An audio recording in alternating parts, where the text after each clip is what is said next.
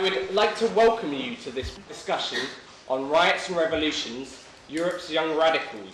I think maybe since you've just returned from Athens, what's the situation like? Protests have a sort of subdued quality about them. There's this sense of fatigue, disillusionment, and this sense of, well, you know, we tried, what do we do now? At the same time, the situation is obviously really dire. If you have a job, you're lucky if you're even getting paid for your work.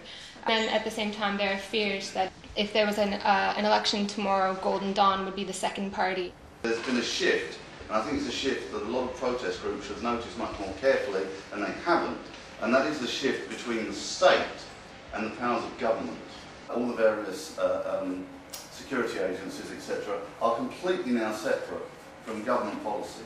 A lot of the focus on this discussion tonight is about youth, and I suppose historically the reason why youth has been important, because you could argue it would represent a change of the vanguard of old ideas being replaced with new ideas. But I think what's distinct about last year's protests is that that wasn't the case. It was more the kind of the fag end and the demoralisation of an older form of politics. Talking about youth, the simple way that all radical efforts will be defeated is demographics. We're just all going to get older. In the 60s, 70s and 60s, there were more young people than there were older people. So in that respect, I think there's actually a problem about protest full stop. There are pensioners protesting today in Athens, and they're very clear on the fact that the cuts are going to penalise them. I think I take issue also with the idea that these movements haven't got a real message. I think the problem is that the message is so radical in the sense of questioning the kind of fundamental framework that we've been used to for so long now, that it's difficult to envisage what the post-current system is. Also, the jilted generation thesis is a bit simplistic. I mean, the people who've been most hurt by this recession in Britain are women aged over the age of 50. I think the difference is the left, as it were, from, say, postmodern ideas, says, well, actually, we're leaderless, we're this, we're that, the other. You can't fight, you know, fighting global markets without a political sense of what the meaning of the terms are is valueless. They've won. What unites a lot of the protests, whether in Europe, Arab uprising, Spain and Greece, it is the problem of leadership, or the lack of leadership, and you can also say the problems of leadership amongst the political elite in Europe as well, because if you think about it, leadership is not just about imposing your will on other individuals, which is precisely why, for that very individualistic, you know, don't tell me what to do, a mentality of Occupy.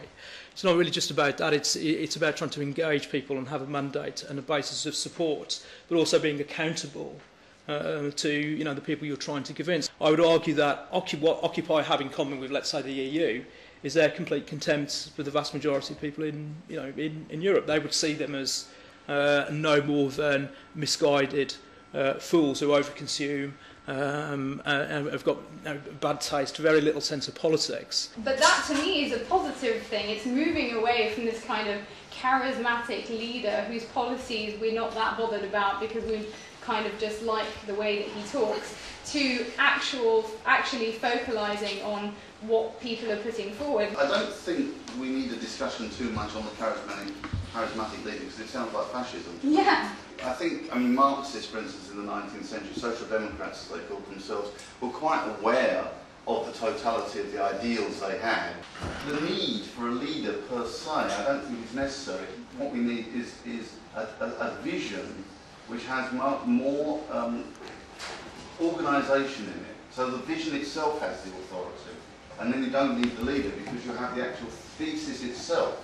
And that's why Marxism does so well, because it has the authority of itself. On the far right question, I think perhaps this is most interesting and relevant in Russia right now. It's a particularly interesting case of far left and far right sort of coming together in this broad, loose kind of way, while there's a very identifiable target to be against. But once that target is removed or weakened, then you don't have anything holding the thing together. In Greece, you have this huge rise of like nationalism that fills that void, and it's really trendy right now for people to get tattoos of like the old warriors from like the resistance to the Ottoman Empire. That these are the sorts of cultural resources that are being drawn on, and it's exactly that rejection. It's basically a negative consensus. We don't really know what we're for, but we have this. We know we don't like you. Let's take back our country from those evil, thieves and so on.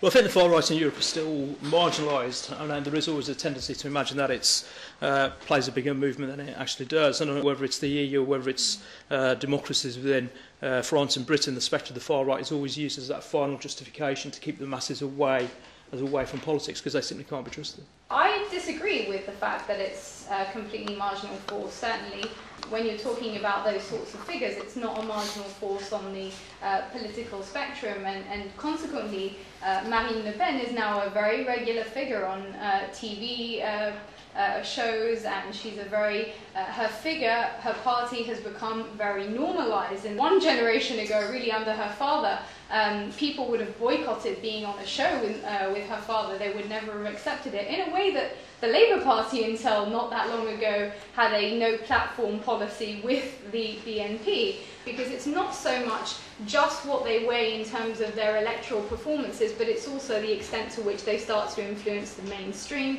and it's their visibility and the visibility of their discourse. The more disturbing thing is that the narratives are in parallel.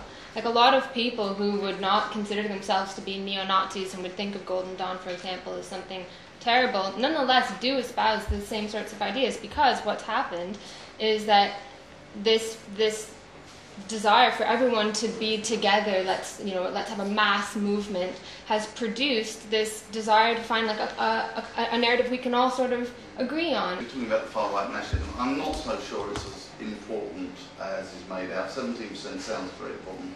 Maybe it is in France, certainly. I think it's very marginal in Britain, I have to say. I think the difference is that originally the groups who were radical were internationalism, but now the global market is international. So you can't fight nationalism with internationalism, because they're both aligned with internationalism. The point is that robs the radical left, if there's even a left anymore, but the radical left of being able to say, well, actually we're internationalists and we want justice on this scale, because there is no internationalism, because you fall immediately into the trap of market forces which are trying to fight in the first place. I think one of the things that's used by the protesters in those countries is to say, look what happens, careful, because we might have people deciding to vote for extreme right-wing parties. We've got to do something about that. And there does seem to be quite a lot of overlap between this attitude from our leadership about what's happening in the Middle East and the attitude of some of the protesters in Europe, fearful of the bogeyman of the right and what democratically people might decide to do if they have the right to. I went down to the St Paul's Occupy discussion and asked them what they thought about the Eurozone crisis. They said, what relevance has that got to us? And then they said, the main problem is we need to regulate the bankers. Regulate bankers, who's going to do that? The state that you're worried about kind of growing too much and banning things. It was very confused.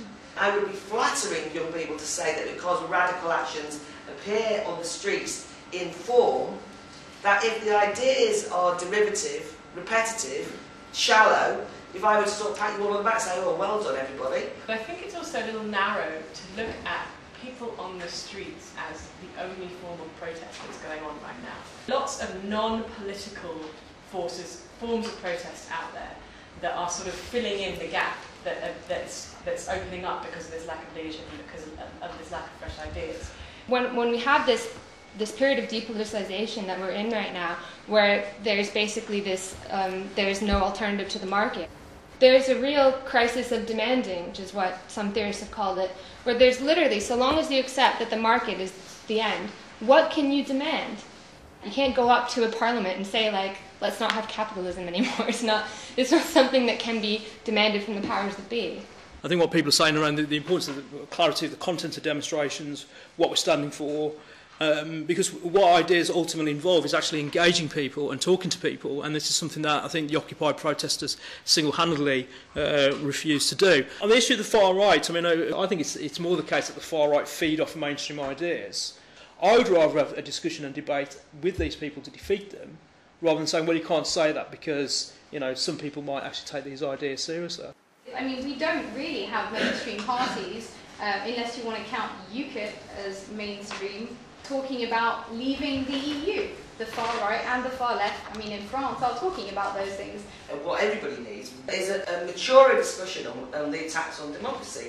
And I would like people to get out of the EU, to assert their national sovereignty, rather, as a way of showing their autonomy. That's at the very least the basis of your attempt to be independent and international, as it happens. At the end of last year, a lot of journalists were trying to tie things together in a daisy chain form of politics. There'd be a list of Arab Spring, there'd be protests in Greece, protests in Spain, and the riots from last August were somehow put into the mix as well. I mean, obviously on one level, I personally would argue that it's completely different. It was a very nihilistic, anti-political response rather than something that could be characterised as a protest. I think that was projected onto the antisocial activities.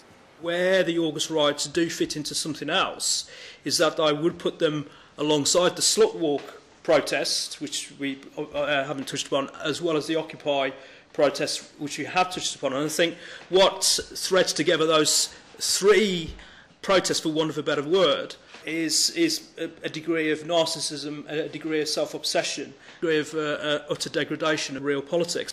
Protests, demonstrations, riots can be political without having a specific political agenda. That is to say, there is a political significance, obviously, to those riots. I completely reject the idea that it was just these loutish yobs out to have fun.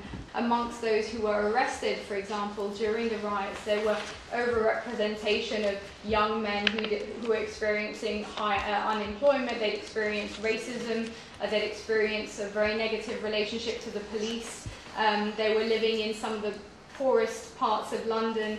As for Slut Walk being nihilistic, I really have to reject that. The idea that essentially young women shouldn't take a stand to say that they should be able to walk down the street without harassment, I can't see anything that's further from nihilism.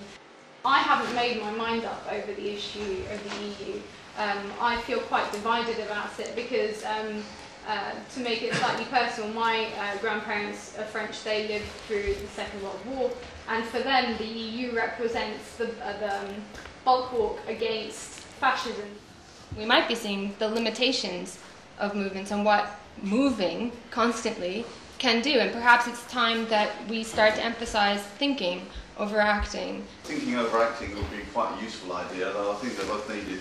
I mean, it took Marx years and years to formulate Das Kapital, and he sat quietly in the library, the British Library, and he worked quietly and carefully and came up with a theory, whether you like it or not, which still holds to some extent true today. So I think being silent and thinking actually is a very good thing to do. And being noisy and violent and running around the whole time doesn't necessarily get you where you want to go. And the problem is, too many activists that I know say, well, if we do this, we'll do this, we'll do this. And I say, well, why are you doing it? They're not really sure.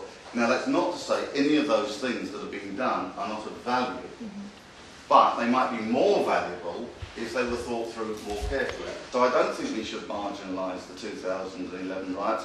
I personally think they're going to happen again within a few years for various reasons, and I don't think we've done anything about it. So they have actually, if you think about it, made us look at a problem, the problems you talked about, unemployment, etc., and do absolutely nothing. The riots shouldn't be dismissed, they shouldn't be marginalised, because they do reveal very problematic fault lines in British society, but not of the stripe of unemployment and poverty, because I think that was just too easy. It was a sense of a smash and grab, highly individuated, lack of social solidarity, a drive that had in common with the student protests and also the riots last August. And I think one thing that perhaps we'd want to question is that when most of the rioters in August 2011 were aged between 16 and 21, they'd all been socialised under the Labour Party's education system, and I think to a certain extent there were problems in the way of the values within the education system in Britain in terms of creating a sense that somebody else is responsible for you, and you put demands on somebody else rather than taking responsibility for your own actions.